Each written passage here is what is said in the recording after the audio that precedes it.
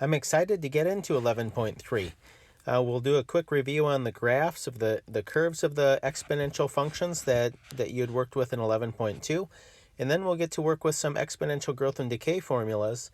These are the formulas that really help, can really help in your future when you're trying to figure out how the percentages from investments, for example, will help you to amass your wealth, or how these formulas can help you grow in debt, which is something you don't want to do, but sometimes is inevitable. It'll help you figure out how much you'll have to pay back in loans. For example, if you take out student loans for college, or maybe take out a loan for a car or a house, it can show you how debt can grow quite quickly, just like wealth can grow quickly. Let's look at these two warm-up problems of the graphs. I'm going to graph them quickly. I'm going to make a table from -2 to 2 and plot those points, and you can kind of just watch it all happen. Just a couple of things to take note of. In the first graph, I made my table, plugged those x values in. Of course, when you plug 0 in for x, you get the y-intercept, which is 4. That also is the same 4 that's up above in the equation, the a value from the equation. We knew it was going to be exponential decay because the b, or the base of the exponent, is 1/2, and that's between 0 and 1. So we knew it was going to be decreasing from left to right, or getting closer to 0 from left to right. And of course, it flattens off just above the x-axis because the x-axis is a special thing called an asymptote. It is a line that a curve gets infinitely close to but never touches.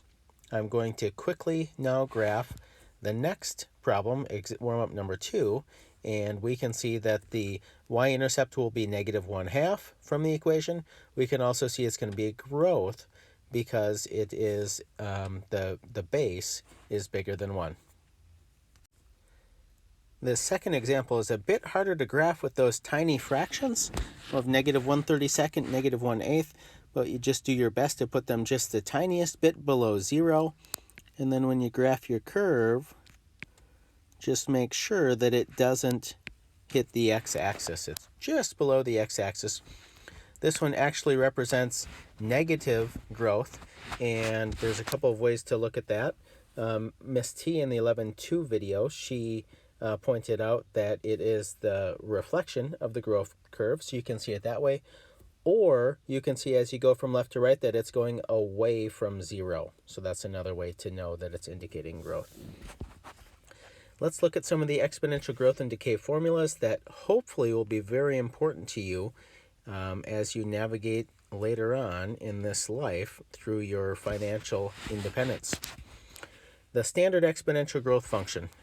The original amount is the a. That's also the y-intercept if you're graphing it.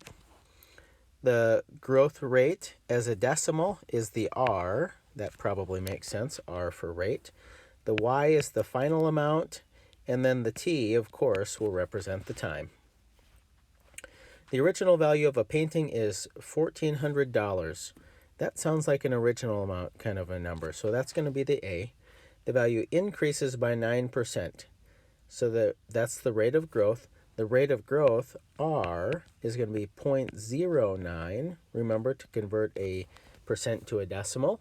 You always move the decimal 2 places to the left. Write an exponential function to model the situation, then find the value of the painting in 25 years.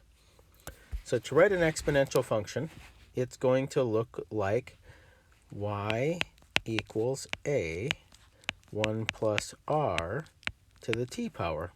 And we're going to put in the 2 values that we have. So it's y equals, the a is $1,400, 1 plus 0.09 to the power of t. That is the exponential function. And yes, you need 2 variables in it. You need the independent variable t, and then you need the dependent variable is y. You could simplify this a little bit, but I am not asking you to. You could write it like that. That would be a great answer as well. Then we need to do the then part. Then find the value of the painting in 25 years. Well, 25 is the t, so 25 will go in for time. We'll have to plug that number in and see what we can get for our answer. Holy cow! The value of the painting is $12,072.31. That might seem like it's too much, but it's not, because remember, these exponential functions, they curve up really quickly as well as they curve down really quickly. So we're on an increase problem. It's growth, so it's going to curve up very quickly. And you also need to remember that 25 years have passed, and that's about double your guys' lifetime. So if you think about it that way, yes, the painting has gone up quite a bit, but over 25 years, maybe it's not an unreasonable amount. Let's look at this sculpture. Sculpture is increasing at a value of 8% per year. Its value in the year 2000 was $12,000. So let's write an exponential function here. Y equals, the initial value is going to be $12,000.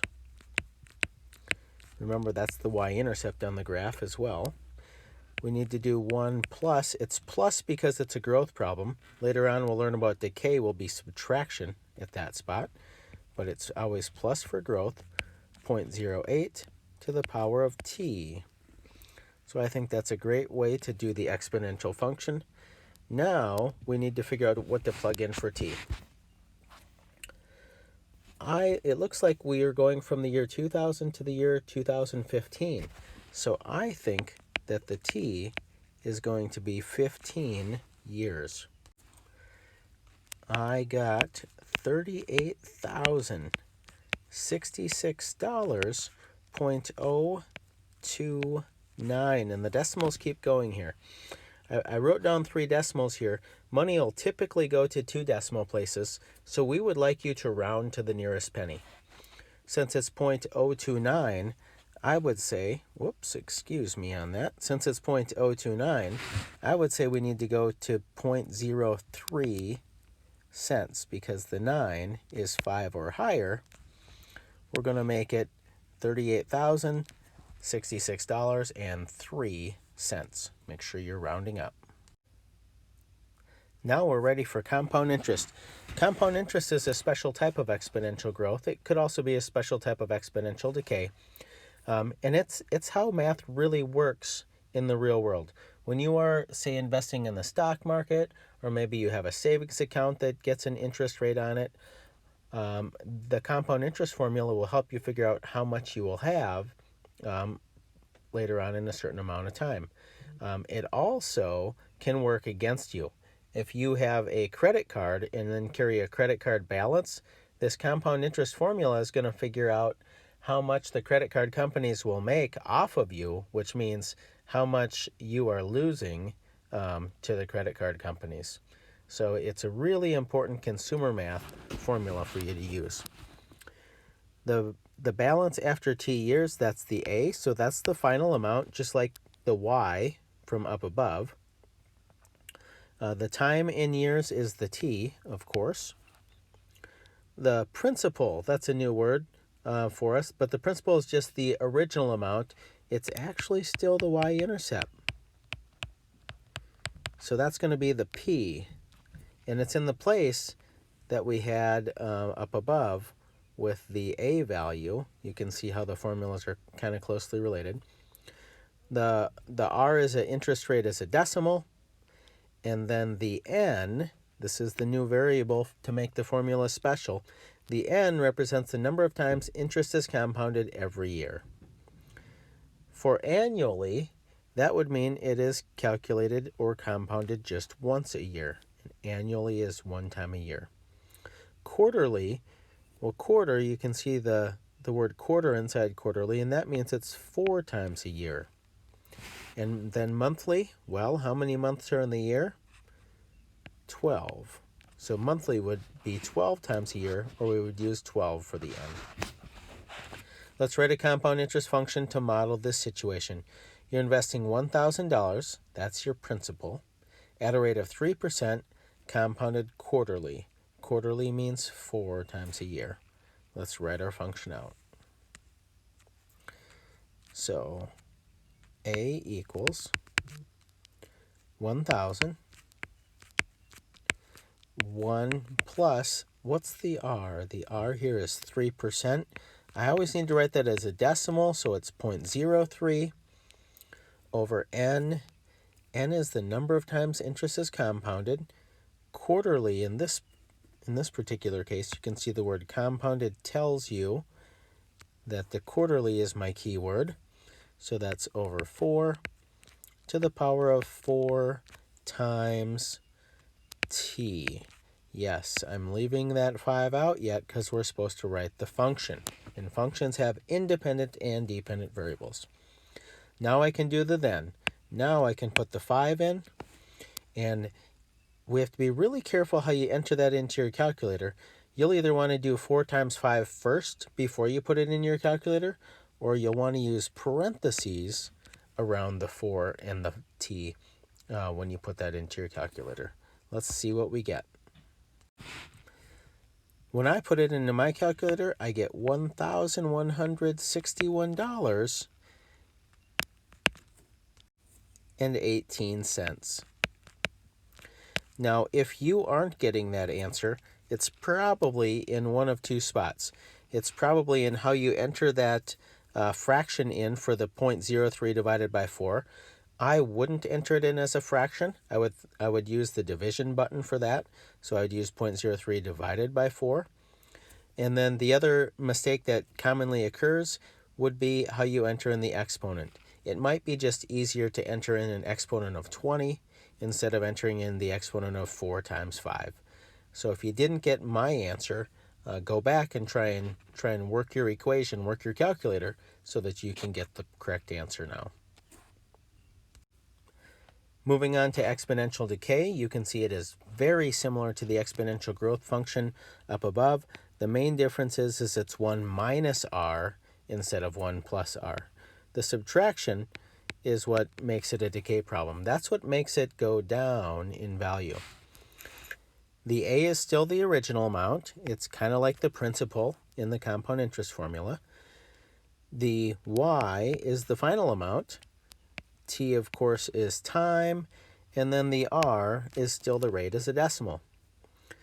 A population of a town is decreasing at a rate of 1% per year. In the year 2000, there were 1,300 people. Write an exponential decay function to model. So y equals, the initial value always goes first. Yes, that's still the y-intercept. 1, it's minus now. Because of the decreasing, I need to use subtraction. 1 minus 0.01, and then it's to the power of t, because we write that function out with 2 variables. After that, we will have to put in 15 for the t to calculate the population in the year 2015. And that's because we're going from the year 2000 to the year 2015. There are 15 years that pass during that time. My calculations give me 1118, and then there are some decimals on that. To simplify things, for right now, we're just going to round to the nearest person. So I'm going to say that 1118 people is a good answer. The other thing, and I know that you've learned about this in science before, is half-life. Half-life is a special type of exponential decay. Half-life means you're losing 50%. And instead of having 1 minus 0.50, we could use the formula above. We'd have 1 minus 0.50. They just pre-plug that 0.5 in there for us. The final amount is the A. The original amount is the P, kind of like principal from up above. And the number of half-lives in a given time period, that's what the T is. So the T is special here, and that might be where the common mistakes happen. Let's look here. Fluorine 20, that's an isotope of fluorine. 20 is just part of its name. Fluorine 20 has a half-life of 11 seconds. Find the amount of fluorine 20 left from a 30-gram sample after 44 seconds. So let's write out a function. The initial amount, how much are we starting with? 30 grams. 0.5 will always be the base for half-life problems. And then we're going to write t, because just like all the others, I'm going to write it as a function. Cool. Now we're going to need to figure out what to plug in for t. T is the number of half-lives in a given time period. Well, if the half-life is 11 seconds, and our time period is 44 seconds, how many half-lives will pass during that time? T is 4. 4. And I got that by doing 44, which is the time, divided by 11, which is the half-life period. And then it will work every time. To get the t, we can do the amount of actual time that passes divided by the half-life period. 44 divided by 11 is 4, so that means there are 4 half-life periods that are going by. Let's plug that number in and see what we get. I got 1.875 grams of fluorine 20.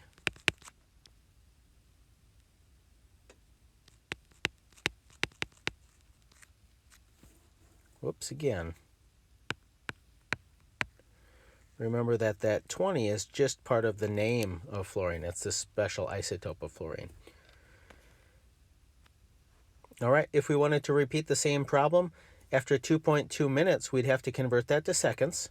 So how many seconds are in 2.2 minutes? My math has it at 132 seconds. I'd multiply by 60 to get 132 seconds. So A equals 30 times 0.5 to the t power. That's still our formula.